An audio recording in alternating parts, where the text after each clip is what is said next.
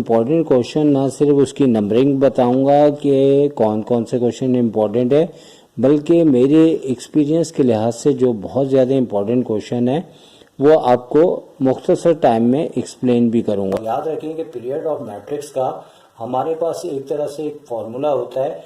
सबसे पहले तो हम इसे लेट करेंगे, चूँकि इसका बेसिकली कोई नाम नहीं है तो इसको हमें माशरे में कोई ना कोई नाम देना होगा। तो हमने इसको ए कह दिया और इसे ए से पुकारा जाएगा। और चूँकि अगर तो उन्होंने इसका कोई भी नेम दिया होता फिर तो कोई टेंशन नहीं थी, लेकिन अगर नेम नहीं है तो आपने कोई भी वेरिएबल इसको सपोज करना है। और याद रखें कि पीरियड के अंदर और भी बहुत सारे हमारे पास मैट्रिक्स की नई टाइप्स आ गई हैं। तो यहाँ पे ए और उसके ऊपर के प्लस 1 पावर करते हुए आपका ए अगर आंसर आ जाए तो आपका ये एक क्वेश्चन पीरियड ऑफ मैट्रिक्स की प्रॉपर्टीज़ को ये ओके कर देगा। अब सबसे पहले क्या है कि आप के को 1 रखें, यानी कि जैसे ही हम के को 1 रखेंगे तो हमारा जो है सिलसिला इस तरह से हो जाएगा कि ए स्क्वायर इज इक्वल टू ए। तो अब इसमें होता ये है कि अगर ए को ए से मल्टीप्लाई करके ए आ जाए तो ये हमारी मतलब कि पीरियड ऑफ मैट्रिक्स की प्रॉपर्टीज़ ओके हो जाती है। कभी कभार ए स्क्वायर से हो जाती है, कभी कभार फर्दर हमें इसको मज़ीद ए से मल्टीप्लाई करना होता है। तो चलिए देखते हैं क्या होता है। यहाँ पे हमें ए स्क्वायर को लिखना है ए इंटू ए। तो अब होगा ये कि चूँकि ऑर्डर 3/3 का मैट्रिक्स दिया है जिसे आपने मल्टीप्लाई करना है। यहाँ 1 है, -3 है, 2, -2, 2, 0, -6, 9 और -3। तो इसी के साथ मल्टीप्लाई करना है और देखते हैं कि क्या आएगा सिलसिला। अच्छा, याद रखें कि तमाम बच्चे के first matrix row wise multiply होता है, सेकंड मैट्रिक्स कॉलम वाइज होता है।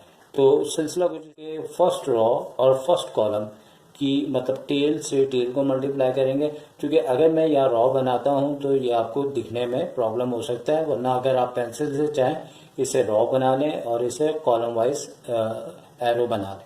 तो फर्स्ट रॉ फर्स्ट कॉलम की टेल से मल्टीप्लाई होगा तो 1 1 1 हो जाएगा, और माइनस को 2 को -3 से करेंगे तो +6, और -6 को +2 से तो माइनस का 12। इसी तरह फर्स्ट रो को आप सेकंड कॉलम से करेंगे तो ये -2, फिर -4, और चूँकि 0 से जब मल्टीप्लाई करेंगे तो ये 0 हो जाएगा।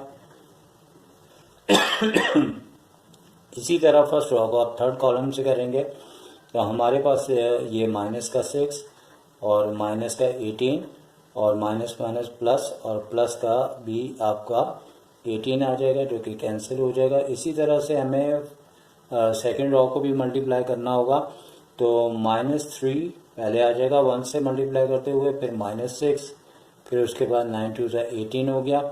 और सेकेंड रो को सेकेंड कॉलम से करेंगे तो ये माइनस माइनस प्लस का 6 हो जाएगा ये, और 2 2 4, और 9 को 0 से करेंगे तो 0 हो जाए।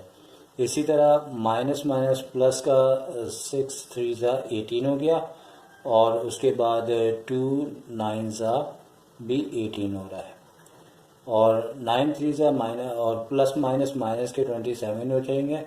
और इसी तरह अब थर्ड रॉ और फर्स्ट कॉलम को करेंगे तो 2 1 2, और फिर 0 से तो आपको पता है मल्टीप्लाई करेंगे तो 0 आ जाएगा।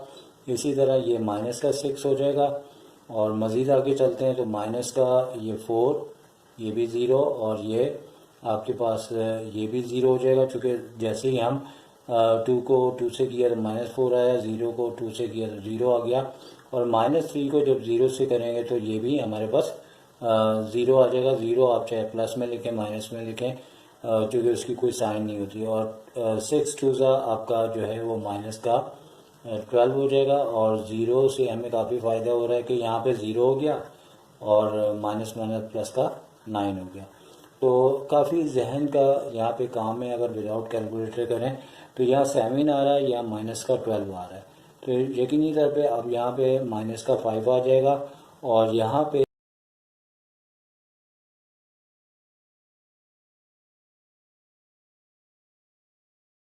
टाइम इसको मल्टीप्लाई किया और करने के बाद हमने इन दोनों को जब चेक किया तो हमारे पास थर्ड कॉलम तो सेम आ रहा है, लेकिन ये दोनों अभी सेम नहीं आ रहे। इसका मतलब है कि फर्दर हम इसको एक बार दोबारा मल्टीप्लाई करेंगे ए से।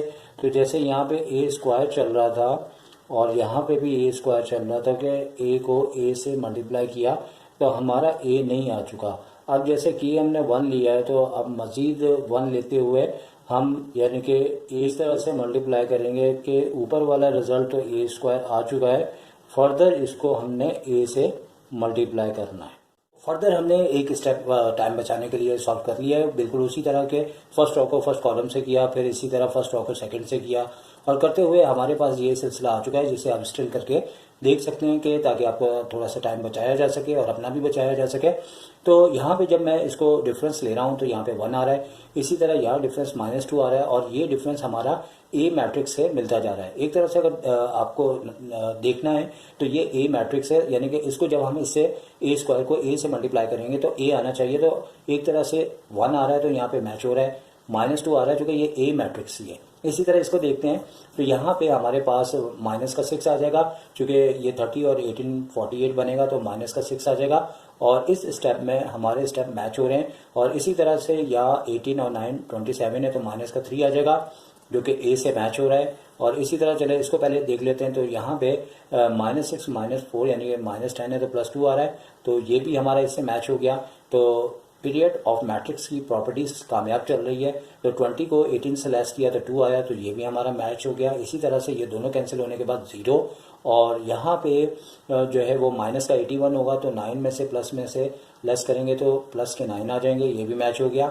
और यहाँ पे इसी तरह ये 9 और 24 आजकल कितने हो रहे हैं, आजकल चूँकि महंगाई बहुत ज़्यादा बढ़ती जा रही है और यहाँ पे तो बहरहाल वही 33 हो रहा है तो -3 हो गया। और इस तरह से हम ए मैट्रिक्स लाने में कामयाब हो गए, यानी कि ए को हमने 3 टाइम मल्टीप्लाई किया तो ए आ गया। और इसका जो पीरियड है तो पीरियड हमारे पास इसका जो है वो 2 हो जाएगा। याद रखें कि अगर ए की पावर 3 से ये होता है तो पीरियड एक नंबर कम होता है। तो चूंकि मल्टीप्लाई हमारी 2 टाइम ही होती है तो इस तरीके से हमारी ये प्रॉपर्टीज प्रूफ करनी थी और ये हो चुकी है प्रूफ। और